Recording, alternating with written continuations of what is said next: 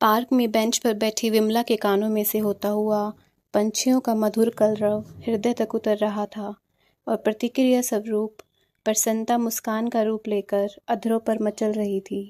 हे ईश्वर, मैंने भोर का ये मनोहर समय यहाँ आकर अनुभव करने से स्वयं को अब तक क्यों वंचित रखा? यह सवाल उसने भगवान से क्या स्वयं से ही किया था। वह फिर अतीत की यात्रा करने लगी। विमला एक पढ़ी लिखी बुद्धिमान महिला थी। 10वीं कक्षा उत्तीर्ण करते ही उसकी शादी नवनियुक्त अध्यापक तीर्थ सिंह से कर दी गई। उन दिनों की गांव की सामाजिक परिस्थितियों और परंपरा के अनुरूप उसके विवाह का निर्णय हुआ था। वह गांव की पहली लड़की थी जिसने 10वीं कक्षा तक पढ़ाई की थी और यह पूरे गांव के लिए गौरव की बात बन गई थी कि उसने शिक्षा बोर्ड की परीक्षा में सर्वाधिक अंक पाकर राज्य में प्रथम स्थान प्राप्त किया था। परंतु उस समय में आज की तरह इस प्रकार की उपलब्धियों को न तो इतनी चर्चा मिलती थी न प्रचार। फिर भी यह सब विमला के मनोबल को बढ़ाने के लिए काफी थी। विमला मेधा से ही प्रतिभावान नहीं थी बल्कि अद्भुत सौंदर्य स्वामिनी भी थी। उसके रूप कदकाठी को देख और मीठी आवाज को सुन कोई भी कह सकता था कि प्रकृति ने उस पर जी भरकर अपना स्नेह बरसाया है। शादी के बाद तीर्थ के घर आकर प्रथम मिलन में ही उसने तीर्थ से पढ़ाई जारी रखने की अनुमति लेकर अपने आगे पढ़ने का मार्ग प्रशस्त कर लिया था। यहाँ यह कहना भी उचित होगा कि तीर्थ भी इतनी रूपवती और प्रतिभाशाली पत्नी पाकर अपने कुल का मान पढ़ी लिखी गृहिणी के माध्यम से बढ़ाना चाहता था। अतः तीर्थ स्वयं भी उसके आगे पढ़ने का पक्षधर था। विमला अपनी सीमाएं जानती थी, अतः उसने सबसे पहले अध्यापिका बनने के लिए जूनियर बेसिक टीचर के कोर्स में दाखिला लिया। उसे ऐसा करते देख 8वीं पास जेठानी को भी पढ़ाई की ललक लगी और वह भी अपने दाखिले हेतु आवाज उठाने लगी। दरअसल विमला ने इसमें जो अनुभव किया वह यह कि जेठानी को पढ़ने में रुचि नहीं बल्कि उससे पीछे रह जाने के डर ने ऐसा करने को मजबूर किया था।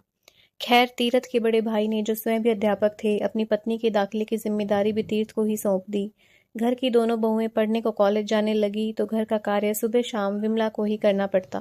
परंतु विमला फिर भी जेठानी से अच्छे अंक लेकर पास हुई और उससे पहले ही उसकी नियुक्ति अध्यापिका के पद पर हो गई। इस बीच विमला एक बेटे की मां बन चुकी थी, परंतु अपना हर दायित्व निभाते हुए वह प्राइवेट अध्ययन को जारी रखे हुए थी। उसने स्नातक की परीक्षा अच्छे अंकों से उत्तीर्ण की और फिर बीएड और स्नातकोत्तर परीक्षा भी पास की। अब वह 4 बच्चों की मां थी और उच्च विद्यालय की मुख्य अध्यापिका भी। उसकी इन उपलब्धियों में तीर्थ संघर्ष से लेकर खुशी तक हर तरह से साथ खड़ा था। वह बड़े गर्व से लोगों को विमला की कर्मठता के बारे में बताकर गौरवान्वित होता था। बच्चे बड़े होने लगे तो विमला की दूसरी पारी शुरू हुई। अब वह अपना अध्ययन बंद कर उनकी शिक्षा की ओर उन्मुख हुई।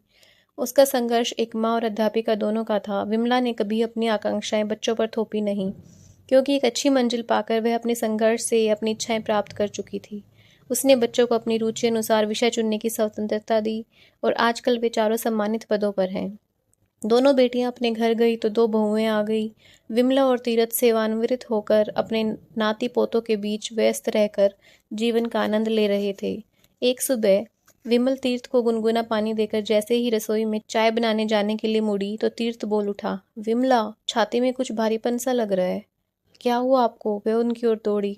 अरे कुछ नहीं, मैं तो मजाक कर रहा था। अखबार आ गया हो तो देती जाना।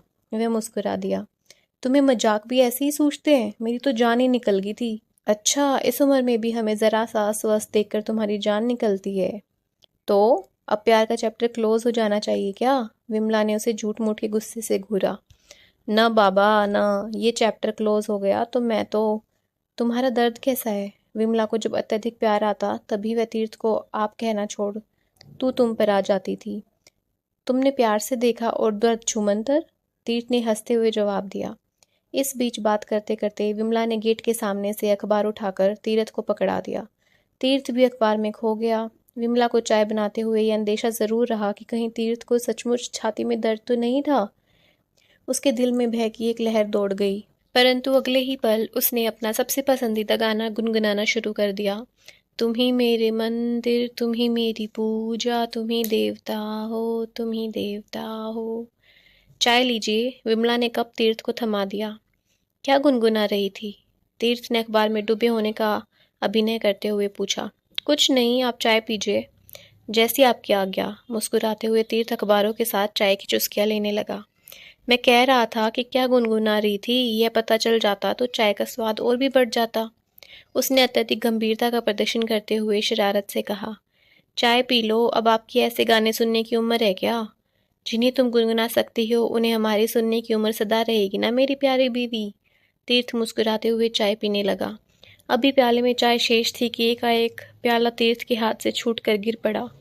कुर्सी पर बैठे तीर्थ की देह एक ओर को झूल गई। सोचते हुए विमला की आंखें सजल हो आई। विमला ने तो उस दिन से स्वयं को बेटे के हाथों सौंप दिया।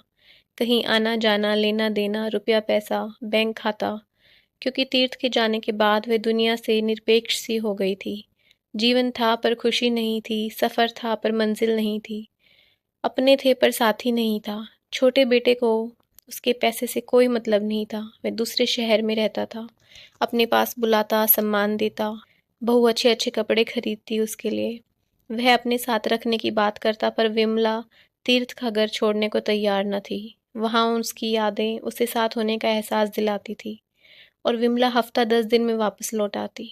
बड़े बेटे कुणाल को अपनी पेंशन में से वह कुछ देना चाहती तो वह मना कर देता, परंतु कुछ महीनों बाद ही कोई ना कोई बहाना बनाकर एक मोटी रकम उसके खाते से निकलवा लेता।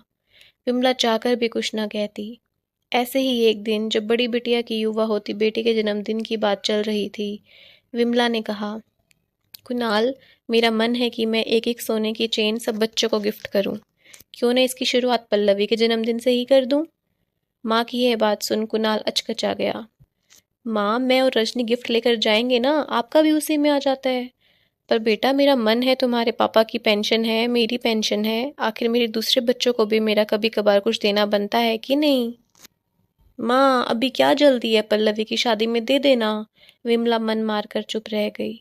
समय बीतते क्या देर लगती है, बड़ी बेटी ने पल्लवी का रिश्ता तय कर दिया। कल फिर विमला ने कुणाल से कहा, एक सेट मेरे लिए भी ले आना सुनार से। माँ, अब आपके सेट पहनने के दिन है, बहू ने अचरज का प्रदर्शन करते हुए कहा। पल्लवी के लिए नानी की ओर से सेट तो होना चाहिए ना कुणाल? विमला ने बेटे की सहमति पाने की उम्मीद से उसकी ओर ताकते हुए कहा। माँ, मेरी प्यारी माँ, हम सेट लेकर जाएंगे बाद में, आपके अलग सेट की क्या जरूरत है? कुणाल ने माँ से लिपटते हुए अतिरिक्त प्यार जताया। विमला फिर मौन रह गई। उसका प्यार सिर्फ कुणाल के लिए ही तो नहीं है। साथ रखने का मतलब यह तो नहीं कि माँ दूसरे बच्चों के प्रति अपने प्यार को, दायित्व को भूल जाए। आज तीर्थ होते तो वह कुणाल पर यूं निर्भर न करती। उसका मन रो उठा। शाम को उसने खाने में एक रोटी भी कम खाई। बहू ने बहुत लप्पो चप्पो की, मगर आज विमला का मन इनके ड्रामे को समझकर उदासीन ही रहा। वह रात भर तीर्थ को याद कर खूब रोई। क्यों छोड़कर चले गए तुम मुझे यूं अकेली? तुम्हें कैसे यकीन हुआ कि तुम्हारे बिना रह पाऊंगी मैं? मुझे भी अपने पास बुला लो तीर्थ। ये दुनिया वैसी नहीं जैसी दिखाई देती है, अपने बच्चे भी नहीं। और अब भोर में वह पार्क की ताज़ी हवा में अपने दिल दिमाग की खिड़कियां भी खोलकर विचारों की ताज़ी हवा लेने आई थी। विमला, तू इतनी कमज़ोर कैसे हो गई? उसने अपने आप से सवाल किया। तू अपनी शक्ति को पहचान, खुद ही खुद को जवाब दिया। विमला को बाहर जाने को तैयार होते देख रजनी चकित थी। कहाँ जा रही हो माँ? बैंक और फिर सुनार के पास। हम लेने जाएंगे ना माँ, आप क्यों परेशान होती हो? तुम चल रही हो क्या? विमला ने उसके प्रस्ताव को अनसुना करते हुए कहा। हाँ, चलती हूँ। रजनी जानती है, सास ने ठान लिया तो ठान लिया। ससुर के मुंह से तो अक्सर सुनती थी, तेरी सास जो सोच लेती है करके ही मानती है। बैंक से सुनार की दुकान की ओर जाती विमला बता रही थी कि मैंने तुम चारों के लिए इसी तुकाराम सुनार से गहने बनवाए थे। विमला ने व्हाट्सएप पर फोटो भेजकर पल्लवी से सेट का डिजाइन पसंद करवाया। वापस घर लौटी तो कृष्णा काम निपटा कर जाने वाली थी। कृष्णा, 2 कप चाय लेकर मेरे पास आ। अभी लाई माँ जी। कृष्णा बहुत हैरान थी। आज माँ जी ने रजनी मैडम को नहीं, उसे चाय के लिए कहा। चाय का कप हाथ में पकड़ते हुए विमला बोली, दूसरा कप तेरे लिए है। मेरे लिए? मगर माँ जी। अगर मगर कुछ नहीं, ले कप पकड़ और यहाँ बैठकर चाय पी। विमला ने उसे कप पकड़ाते हुए कुर्सी की ओर संकेत किया।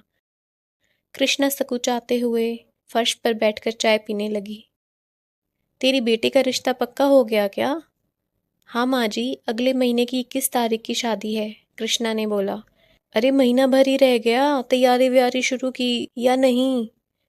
कर रही हूँ माँ जी, कृष्णा ने अनमने से मन से कहा। ये ले 50,000 मेरी तरफ से, शादी में काम आएंगे, कपड़े लत्ते अलग से लाऊंगी किसी दिन। पैसे पकड़ते हुए कृष्णा के हाथ कांप रहे थे। अरे संकोच कैसा कृष्णा, पिछले 20 साल से तू इस घर की सेवा कर रही है, तेरा हक बनता है ये तो। पर माँ जी, रजनी भाभी को बुरा लगेगा। तू रख कृष्णा, देख सरकार हमें पेंशन देती है ना, तो क्या तुम्हें इतना भी नहीं मिलना चाहिए? विमला ने कृष्णा के सिर पर स्नेह का हाथ रखते हुए कहा। कृष्णा के आंसू नहीं रुक रहे थे। आज वह बड़े साहब के सामने वाली माँ जी को देख रही थी। यह कहानी है आशा खत्री लता जी द्वारा लिखित। आपको कैसी लगी हमें कमेंट करके ज़रूर बताएं और हमारे चैनल को सब्सक्राइब करना ना भूलें और हमारी बाकी वीडियोस भी देखिएगा। धन्यवाद।